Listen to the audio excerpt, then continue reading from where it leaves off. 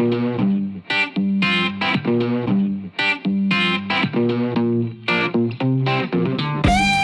everybody, Dave Clark, aka the Pattern Guy. We're in a pattern shop today. Alright, one of the things I've been saying I'm going to do, I didn't want to get into machining too much. I want to do the wood stuff, you know, get you guys going in wood and that. But I'm doing one of these big nuts that I do for my one customer. These go on Warner and Swayze turret lathes. It's got like 3 different configurations. I think there's 5 different configurations. I cast these, I made the patterns for these, we cast them, and I machine them for them, okay? So, like I said, one of these days we'll get into machining and show you how to machine it, but I want to get that down, you know, later on, you know, get you guys into the wood a little bit more. But one of the things I'm doing here, and it's basic, but it's not, I got to tap these, okay? And these take what's called an Acme thread. Alright, so there's so many different kinds of threads. As usual, we could spend all day. You know, we'll do a chalk talk on taps and tapping one of these days, okay? But I just thought this particular procedure, it'll help you. Like I said, it's basic, but it's not. I'll show it to you in the basic way. And it'll help you, because that's even as apprentices and that, or just guys just starting out, it's important for you guys, even if you're just going to be a wood guy, you're still going to have to drill and tap holes a lot, okay? So I mean, we drill and tap patterns a lot of times too. So if you use the urethane, a lot of times we drill and tap the urethane to mount them on the boards if we can't pour them right into the boards, all right? So the other thing I always say with this stuff is the way you do things. You always want to try to do processes as efficiently as you can, okay? So this particular process I'm going to show you right now, it's, you know, you can call this a semi-production. I got 12 of these I've got to tap. All right, I actually tapped 1 or 2 of them already because he needed them real quick, so I got one done to get them over. So I got to finish these up. What I'm going to do is, there's several ways we can go about doing this, okay? So I've got this set up. I'll get you closer. I got this set up. I'm going to drill the holes in this, and the reason I have it on the bridge part instead of on the drill press, this has to be very accurate, okay? So you can see these ribs right here, okay? The hole that's going to go through here, it's got to be within a couple thousandths of these ribs, okay? So in order to get this hole real accurate, I'm going to do it on the bridge part, okay? The best way to do this would be if I had a lathe and I could chuck it up in a 4-jaw chuck, we could get it, drill it, and we could tap it right on the lathe, okay? You put the tap right in the tailstock and do it, but I would take a big lathe in that to do it, because this tap it's huge, it's really big, so we'll show you that in a minute. But so there's a couple procedures what we got to do, okay? So I got to drill and tap this, okay? So the way I'm going to do this is, like I said, you want to find the most efficient ways to do a process. There's a debate with this. I could do it 1 of 2 different ways, okay? I could leave this piece in. What I'm going to do, I'm going to center drill it. I'm going to drill it with a 1/4 inch drill, then a 1/2 inch drill, and then I'm going to put a 3/4 inch end mill in and finish drilling with a 3/4 inch end mill. Okay, so I could leave this piece in and change out each tool and do this side, and then what I got to do is I got to flip this, okay? And that's another thing you want to do when you want a real accurate hole, okay? You don't want to drill all the way through top to bottom, because a lot of times, especially if you're using a drill, we're going to use an end mill for our last step, which it's way more rugged. It's not gonna like walk. They call it walking, okay? End mill, it could, but there's way less of a chance of doing that, okay? So the best way, the most accurate way is I've got this vise set up on the milling machine where we're not moving the tables anywhere. So every time I put this piece in this vise, it's in the exact same place, okay? And I'm talking, you know, your average hair thickness is 0.2 of an inch, okay? I mean, it's within a hair, okay? So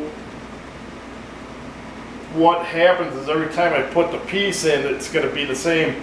So we got to flip this, okay? So what we could do, okay, I could put my center drill in here.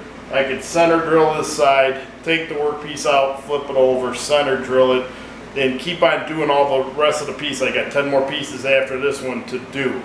All right, then I could put my 1/4 inch drill in, drill it, take the piece out, all right, flip it, drill the 1/4 inch hole, do all the pieces, you know, 1/2 inch hole, and then my the 3/4 inch end mill, okay?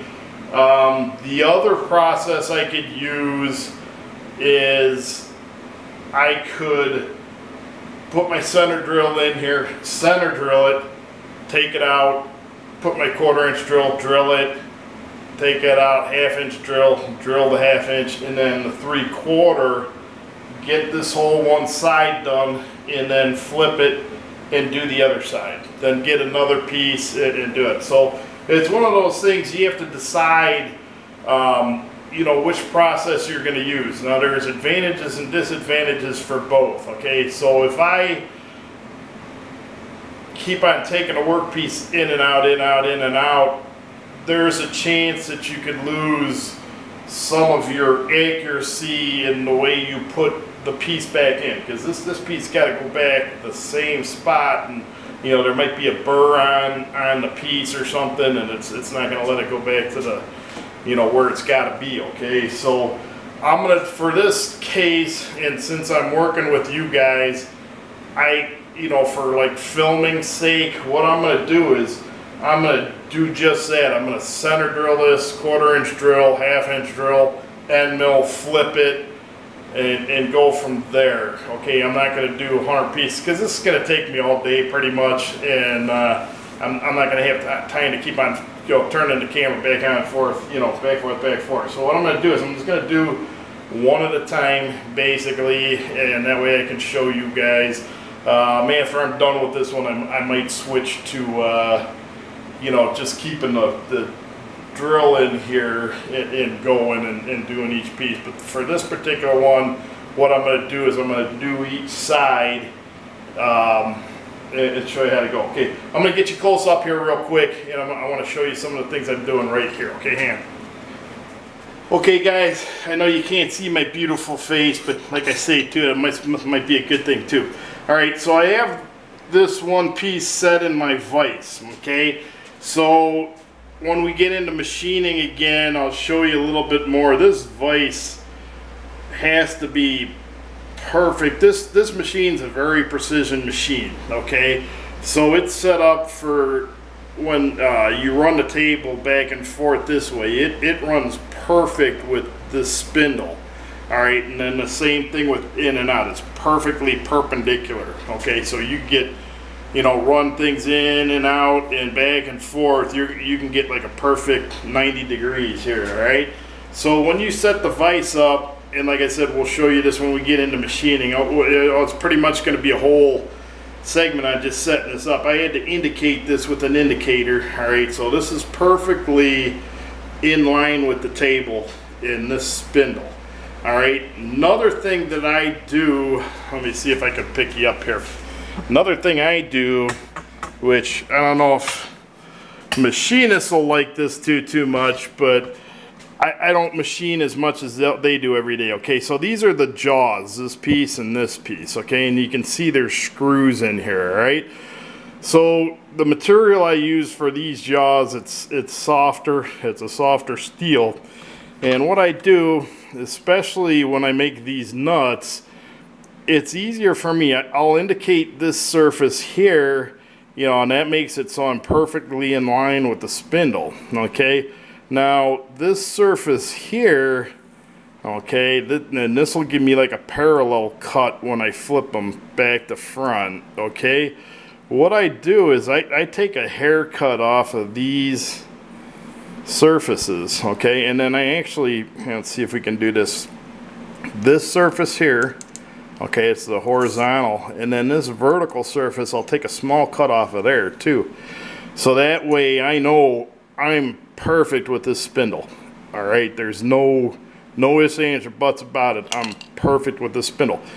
The bad part of doing that is, like I said, these are softer metal, okay, but these, like I said, these are bronze, so it's you know, not that big. If I was doing steel or hardened steel parts, you want harder jaws in there, okay? So the other bad part about doing it the way I do it and taking cuts off this, these aren't going to last that long. Okay, so I'll do these like maybe every 6 months or so. So for me to take a cut off of these every 6 months or so, it's not that big of a deal. I only take a couple thousandths off of here.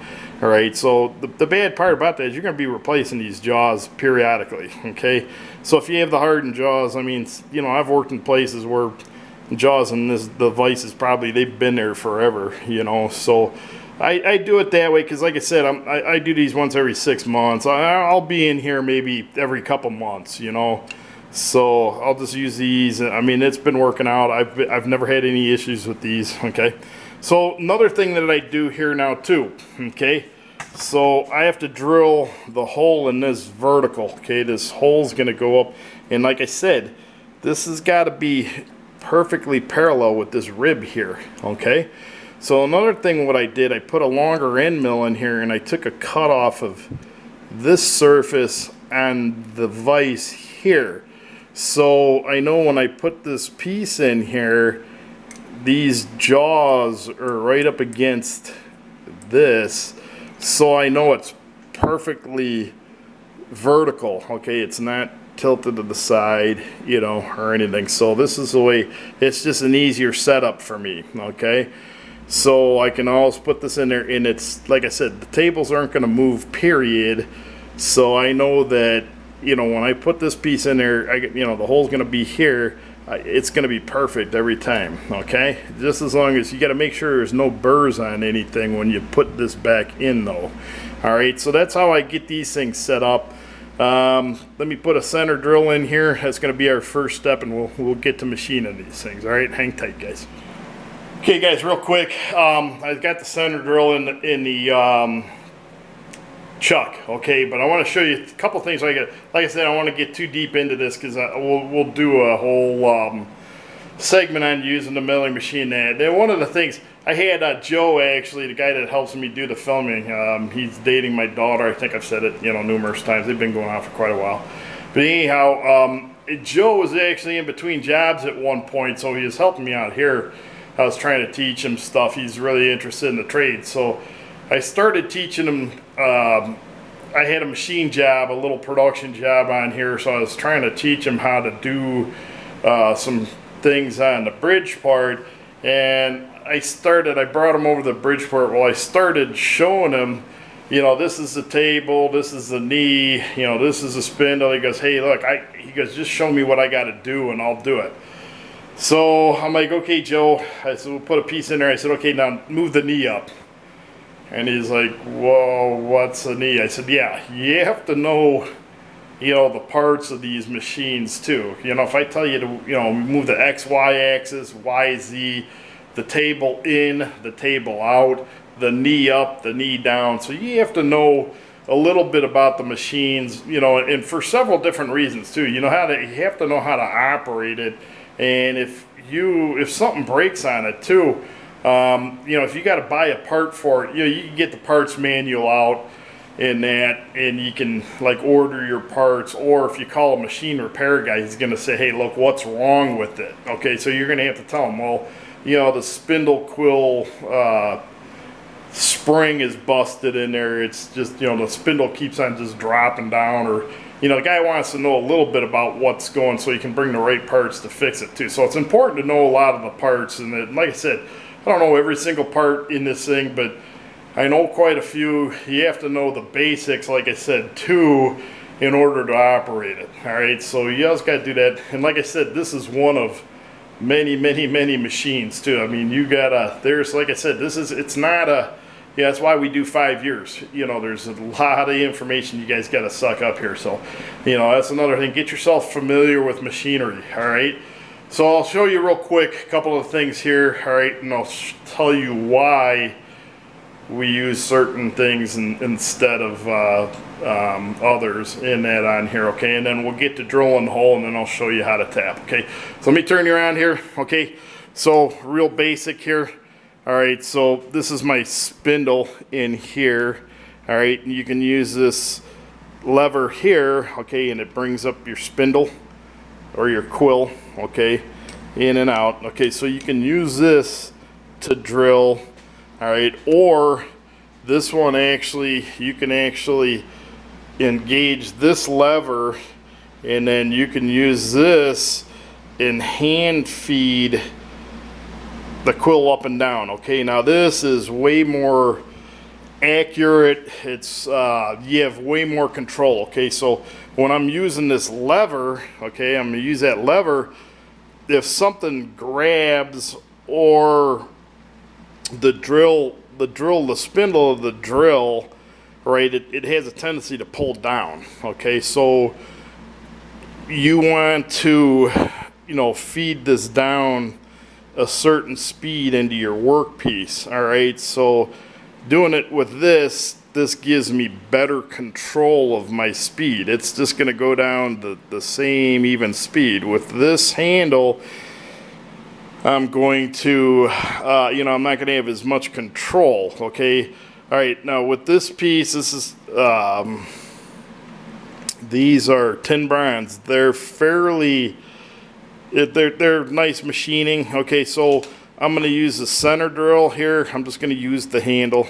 Then I got to put 2 drills in. I'm just going to drill these. I'm going to use the handle. But when I put this end mill in, okay, to do my final spot, okay, I could use the automatic feed here and that. But for me, what I'll do, all right, here's your, you know, your table. Here's your saddle.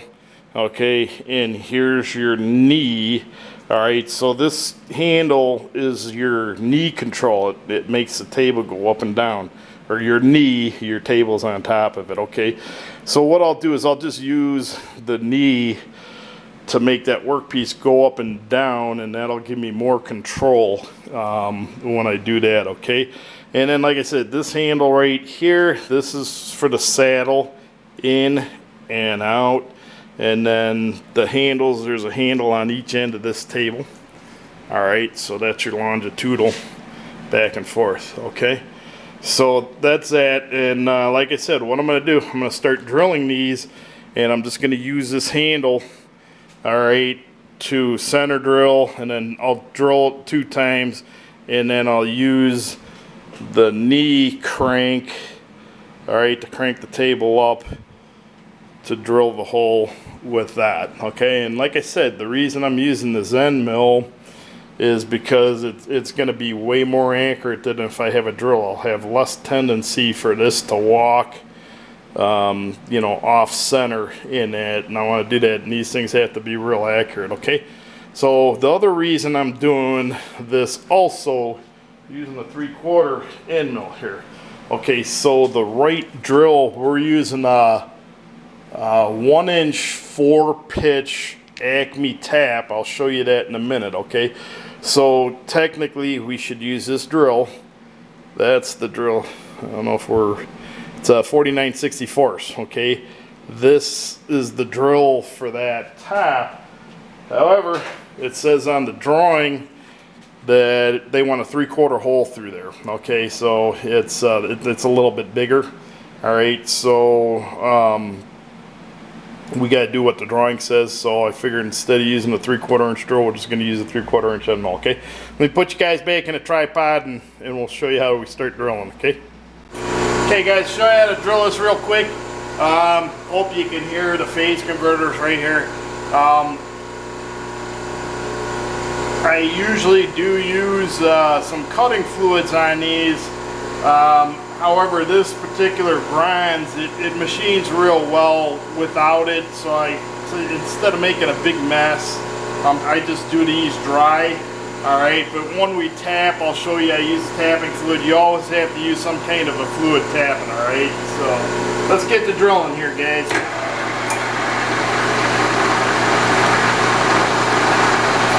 Yeah, when you're doing this too, you don't want to just plunge it down to the depth you want. You want to, you can see I keep on up and down, and what I'm doing is it's clearing chips out when I bring it up in that, and it just makes it so it has a less of a tendency to walk on you, okay? So, and I think I lied to you. I think we're doing a 5/16 hole, not a quarter, and then a half. What is this? Alright, I'm not going to be able to get into this, so I'm going to have to drop the table a little bit.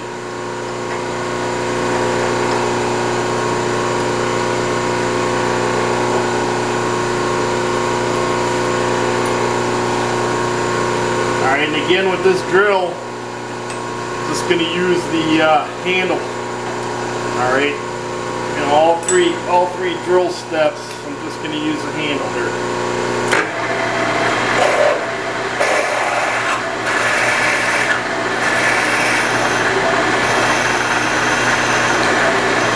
See how the chips are coming out real nice. That's why I said with these, I just do them dry for drilling.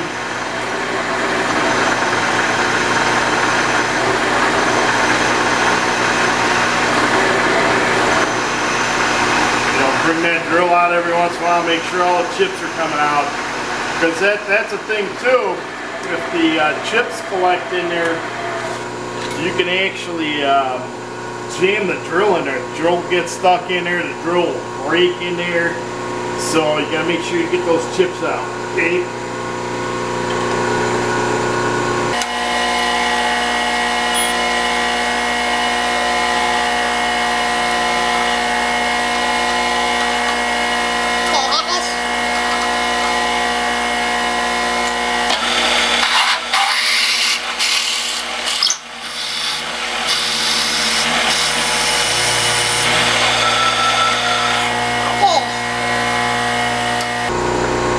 Alright, now the last step, put the end mill in. So I got to take this out. So this is the debate. You know, you keep the drill chuck in, keep on moving the workpiece, or you know, it's a lot of times it'll kind of be up to you, you know, which way you want to go. Another thing too, you see me, I'm laying my tools on my table. That's not really a good thing, especially now too. I'm in a wood shop. I should get a piece of wood and put it down there, because you're actually dinging your table up in that when you're, or you have a chance to do that. You want to keep this work surface as good as you can, because it's for accuracy purposes. Okay. Now see, here's the debate now with this. If I were to take all these pieces back forward, now I got to crank this knee up, and it's pretty heavy. You got to do some cranking on this thing.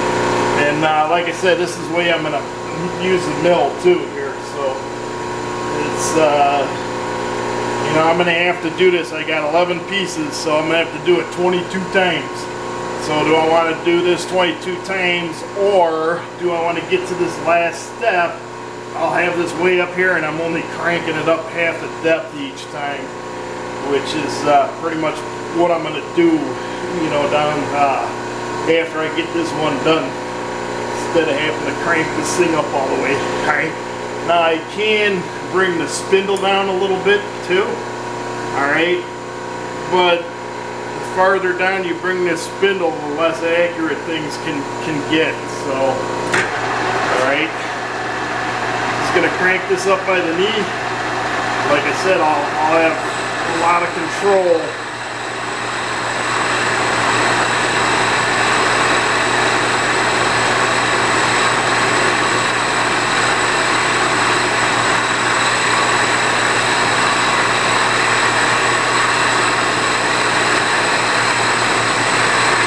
one thing you got to watch doing this too is I got that 1/2 inch hole in there and it doesn't go all the way through my workpiece, so that might have a tendency to fill up full of chips. You know, and you don't want to jam again. You know, not seeing me drop this up and down as much because this is a little different, you know, using the end mill. Alright, so, alright. Alright, so there's one side. Now we're gonna flip the workpiece and do it again. Alright, so we've got to get this down there a little bit.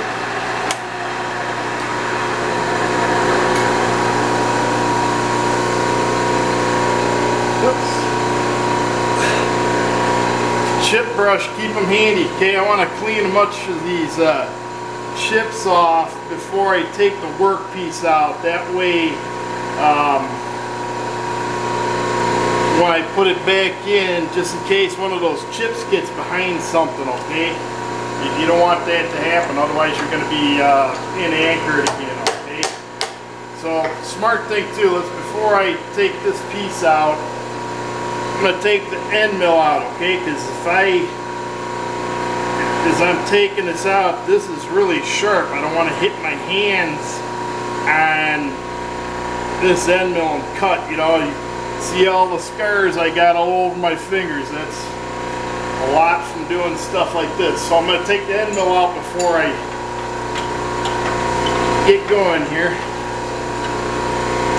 Alright. And be careful with this too. Alright, you can, if you want, you can take a rag, wrap that with a rag and pull it out too, okay? Alright, so I got my something that can cut me up out of the way, so we're going to take this out.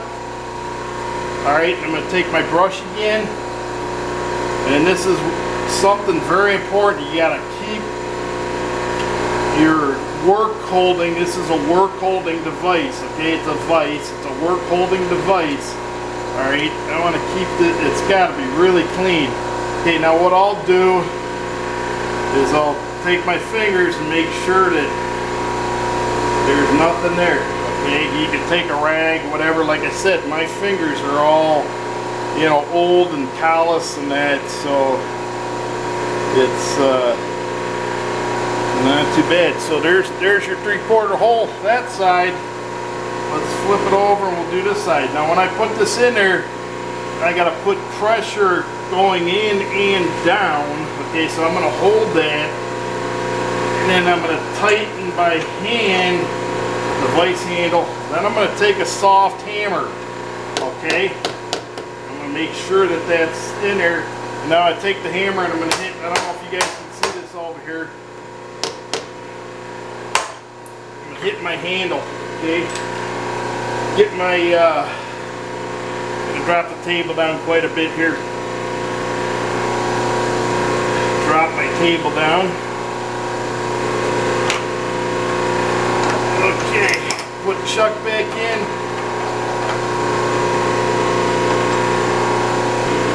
Oh, it's nice. Harbor Freight. Don't like Harbor Freight for stuff, but for rags, bag of rags, they're nice. Okay, let me tighten this Chuck.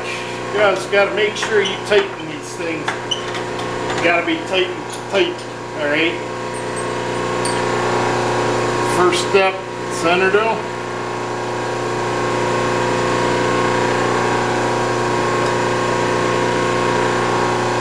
Alright, now here too, a lot of machinists would probably be, what's this guy doing? You know, I'm not changing any of my spindle speed. Just kind of found something average of what these are going to do. You know, for me to keep on changing the speeds, they're all working out, you know, fairly good this way. I just don't want to prolong this job any more than it takes. Okay, so it's working the way I got it going with these feeds.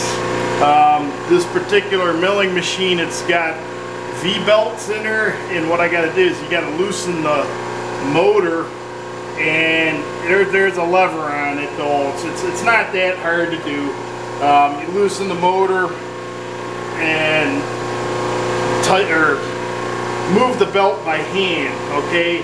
So the newer machines, they've got like a crank that at a variable speed. You can just do it by the crank. So this one, it takes a little bit of time to do it, so I just don't do it. Like I said, I found, you know, an in-between speed that's kind of works for all these steps.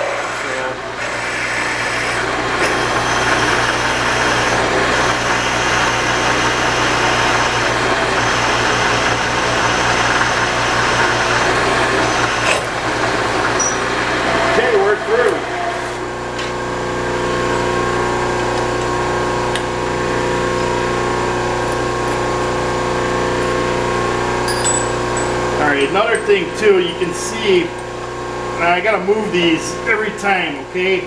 So why don't I just drop the table way down, like to this level? I could use the shorter.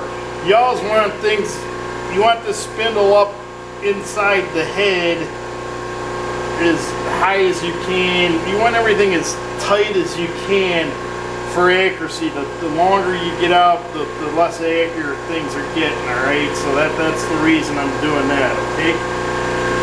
So it's things that it gets ingrained in you. It's, you know, one of those things you just do it so many times you don't even think about it, you know?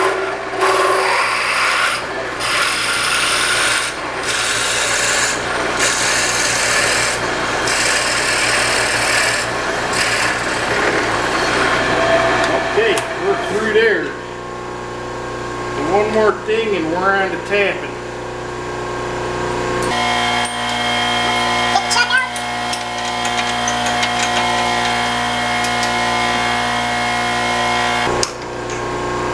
Okay, that's a drill chuck. Okay, this is an R8 collet for a 3/4. It's got a 3/4 hole. Okay, so this is dedicated for 3/4 inch stuff. You could have a 3/4 inch shank and then the bit goes smaller or bigger. I'll show you that, you know, when we get into this a little bit more. But this is an R8 collet. They go up into Bridgeports use R8s, okay? There's quite a few different collet sizes. This is a smaller machine, so yeah, it's not, they've got stuff that are huge. And I can't remember all the numbers either, so there's quite a bit of that. You know, that's another thing you got to know too. You know what size collets go into what machines. And okay, crank the table up. It's gonna take me a minute here. Okay, last step for the hole. Here's the thing you can do too. Use your chip brush so that those don't fly down your shoes.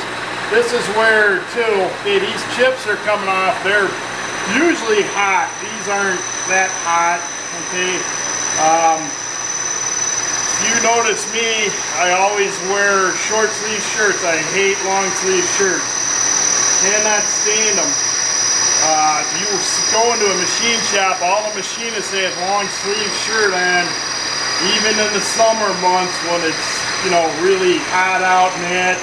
You know, those guys will be wearing long sleeves all the time. I just can't do it. But if you don't do that, I'll show you a little thing here. If you don't wear long sleeves when you're machining things, you end up with things like that, or like that. I don't know if you can see it. Chip hit me, and I actually watched that chip melt right into the skin. So machine guys are smart. They wear the long sleeves. Like I said, I can't stand wearing long sleeves, so you end up paying the price. Alright, so we got our hole in here. So the next step we're going to do is we got to tap it. Alright, so let me get set up with the tap and I'll be right back with you, okay? Okay, there you go. There's 3/4 inch hole. There's a little bit of a step there, but there's, you know, it's almost all the way there. The tap will kind of take that out, but flipping it side to side, I know that this hole is exactly from here to here as it is from there to there, from here to here, from here to here, okay? So that's why I do it. So let me go grab the tap and I'll show you how we tap this, all right? Hang tight. Okay guys, I'm gonna bring you back here a little bit here. All right, so what I'm gonna do right now, this is an Acme Tap, okay? I see how deep, it's basically a box thread or square thread, okay? So if you could see these teeth on here, that's all the material that's got to come out of this workpiece. All right, so it's huge. That's a lot of material. I mean, it's hard to do these. Okay, so this is a 1" 4. All right, the other ones I do are 1¼ 4, 1¼ 3½, I believe it is, or it's 5 3. I think it is 5 3. I can't remember, but those, it literally takes me the whole day to. I gotta tap these by hand. It takes me the whole day to tap them. Okay, so I'm gonna just get this started because it's getting later and I got some things I gotta do here today. So what I'm gonna do, okay, this is a tap starter, tap center. Okay, so it's spring loaded, okay, and it's a hefty spring in there. Okay, so now you can see that the end of the drill, there's a center drill, or the tap, I'm sorry, it's tap. There's a hole in the end. A couple reasons that's there. They put centers in both ends. Okay, so they held this in a work device like that, and that's how they machined this. So it's perfectly on center with everything, okay? So this tip here, that's gonna fit in that hole, okay? And I'll show you why we're gonna do that. Okay, I'm gonna put this in the machine, put this in the spindle, all right? So now the center of this spindle, okay, is right perfectly on center with this hole. All right, so I'm gonna put the tap in here and then I'm gonna bring the spindle down, okay? And I'm gonna push that tip in. See how that tip went in there? You know, hopefully you can see it, all right? Now this tap right now is perfectly in line with this hole. It's perfect, okay, because it's on the center here, and then there's a little bit of a starter here. You can usually taper your workpiece a little bit too, and you usually do that. I don't with these because the way this tap is configured, okay, and it's just hard. It's a big hole, so it's a little difficult, okay? So to get started, use some tapping fluid, okay? Always got to keep your taps well lubricated. I'll do this several times, okay? And then actually, what's going to happen is I'm going to get this started here in this machine. I'm going to get the tap in so it goes down to the bottom, all right, on the bridge port, okay? And that's going to make sure that this tap just stays perfectly straight the whole way down. Okay, now what I'm going to do is I'm just going to start out with a crescent wrench because my tap wrench that I have to use for this, I can't get it past the machine, okay? It's just too much of a pain. Okay, now in doing that with a tap wrench, I got two handles. I can keep even pressure. So this one, what I'm going to have to do is, you know, I got to crank out here, but I got to keep some, you know, pressure up here too to make sure this is going straight. Okay, now when you're tapping, you want to do quarter turn, back a quarter turn, okay? Quarter turn, back. So what you're doing is those teeth are cutting chips and they're curling, but they're sticking on your workpiece. So by backing it off, you break that chip off, and you know, hopefully they're fine. Now you gotta get the chips out of the way, okay? All right. So you do that, and then I gotta bring this down a little bit. You gotta keep pressure on this center finder, okay? All right, so this is gonna keep me, you gotta do this with a little finesse, okay? You can't just, you know, crank, okay? You gotta use a little finesse when you're tapping. Taps break. These are hardened steel, hard. The harder, the more brittle. These can shatter, okay? when you get up in the bigger ones like this, it's not as likely, but you can. And I got a lot of time in this piece already. So there's a couple $100 of machining in this thing. So I break this tap off. This tap was a custom made tap actually. I think it's like $1,200. So you're pissing away $1,200 for your tap. And then I got a couple $100 worth of scrap bronze. Alright, so you know, it's breaking the little 1/4 inch, 1/8 inch taps. You do it all the time. Lots of videos out there how to get broken taps out of work pieces, because like I said, I mean, and this is only a couple $100 worth of work. I mean, you could have a work piece, you know, you have tens of thousands of dollars in a work piece, and you break a tap in that, you know, you're done. Okay, like I said, I gotta take off here, guys. I just want to show you one more thing real quick. All right, so we're gonna do, I want to get this down a little more, make sure it's straight. Okay, so let me set this up real quick somewhere else, and I want to show you the next procedure. Okay. Okay guys, I'm not going to do this all the way here because like I said, I want to get this tap way more in here, make sure it's straight, but I got to take off. We got to go do lunch at my mom's, dinner at my mom's here, so I got to take off here. Here's what we do. Okay, here's tap handles. Okay, so here's nice little T-handles. I got different sizes, real small taps, bigger. This one actually has a ratchet on it. Come on, we'll get it. All right, this one ratchets.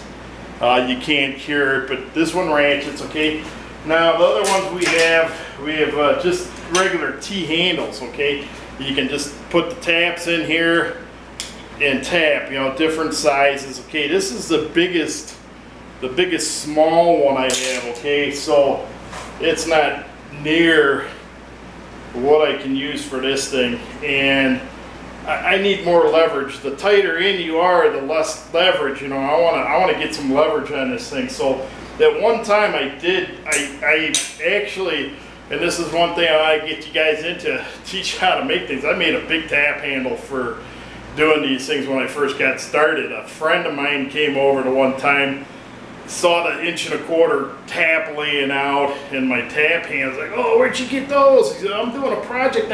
That's the tap I need. You know, can I borrow it? So I'm like, yeah, all right. So sure enough, you know how those things go. I got an order for these nuts. I'm looking all over for my tap, and it's like, ah, oh, yeah, my buddy's got it. You know, so call him up, say, hey, dude, I need my tap.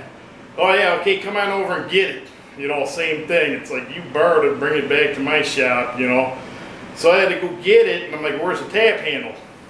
What tap handle? I'm like, the big tap handle I let you borrow for this. Yeah, let me borrow a tap handle. I just used a crescent wrench. I'm like, no, I gave you a big tap handle. So I got to order these about a year or two ago, about 2 years ago, and you just can't do it with a crescent wrench. Like I said, I'll do 24 of these. It takes me all day to tap them. I mean, literally an 8-hour day to tap, you know, 12 of these things, you know. So called up the local tool store, and I don't want to cry poor because I am, you know, so it's kind of hard for me to buy tools a lot of times.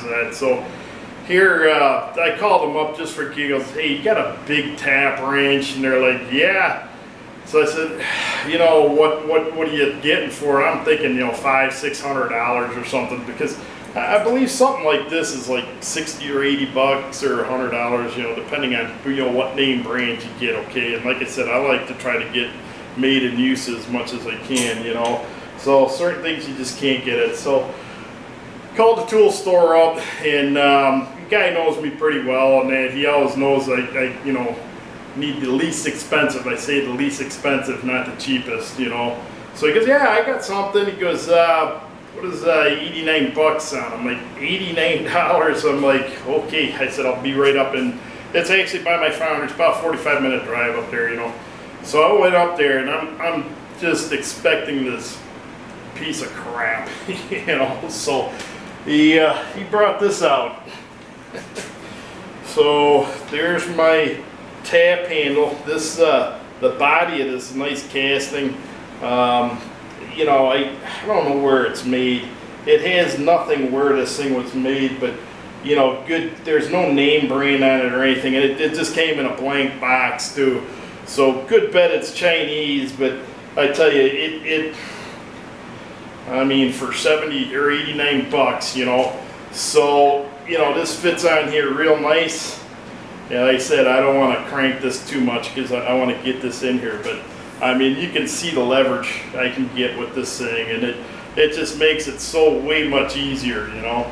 So, you know, you can, here and there, you find a deal, you know, and I use that a lot, believe me. I had another friend of mine come in here, I had this out, and he's like, dude, what do you use that thing for? So I do those big nuts. He's like, you know, what a waste of money. You only use it a few times. No, I use it. It's unbelievable. So anyhow, with that, so you know, basically, and the reason I want to show you this, like I said, I want to get into machining and things like that, but, you know, even wood pattern makers, we used to have to tap things a lot, all right? So I show you how to tap, you know, the importance of keeping things straight. They do have some machines or arms that come out that keep things perfectly parallel and vertical, but they're expensive in that. So, you know, the key to when you're tapping things, you want to keep things straight.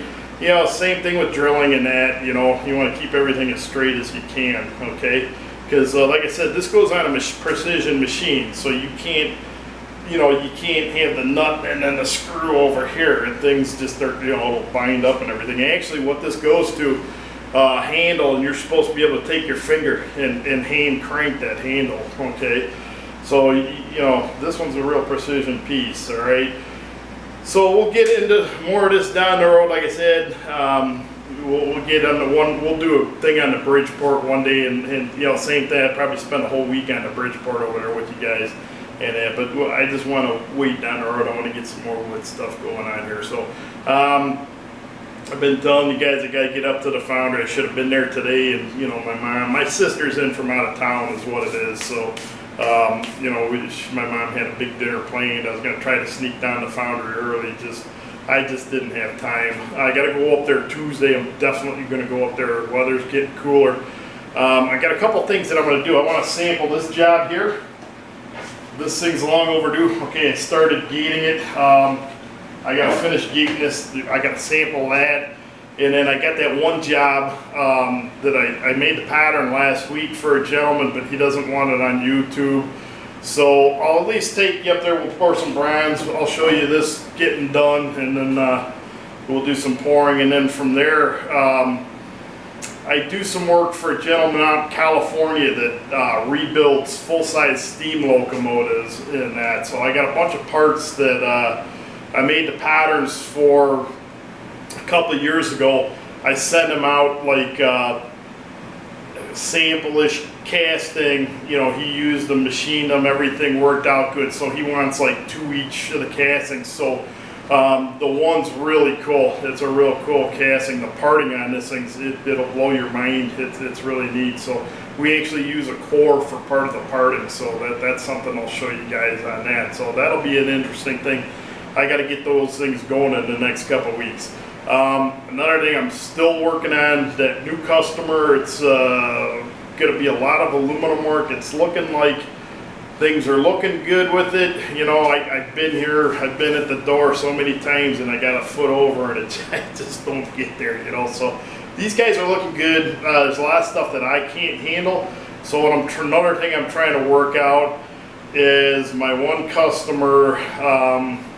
It's just him and his brother. They've got a nice facility, and what I'm going to try to do is see if I can, you know, he's got a sand system and everything. He's got a bigger aluminum furnace. I think he can melt like 300 pounds of aluminum at a time and that. So he leaves the crucible in the furnace and just dips the ladle in and takes it out. So it's kind of like what we did at Arrow, but ours, we had 1,200 pounders at Arrow. So I'm trying to make a deal with him to kind of rent some space from him, just rent a line. So we're working on that. So hopefully next week we'll find that out. So, you know, it's a thing where, you know, I don't know what he's going to be like with filming there. and the place is a pig hole. I mean, it's like I'm a pig hole in here. That's why I haven't really been filming too much in here. It's really bad in here. I gotta take a day cleaning up. But Larry's place it's horrendous. It is so bad. So I don't know if he's gonna want me doing any filming up there. If we get a deal going where I can run some space and he lets me film, I'll share it. Believe me, I want to. I'm gonna try to push him into, you know, let me do it. And like I said, you know, the guy's been in the foundry his whole life. You know, it was his dad's shop, and the guy does. You know, like I said, I've been in this business close to 40 years, and the guy does beautiful castings. It really does, you know. So, you know, hopefully we'll get to share up there with him. So anyhow, I gotta go eat some dinner with my mom and sister and that. So we'll try to get up to the foundry next session. I hope we'll try to get up to the foundry. Powder making cylinders, guys. I gotta finish those cylinders. It's starting to get really bad. So, but like I said, it's one of those things. It's a back burner job, but it's just gotta get done. So we'll work on the cylinders. Try to get it up to the foundry next and that. So until then, everybody have a good one out there, and everybody definitely stay safe. All right.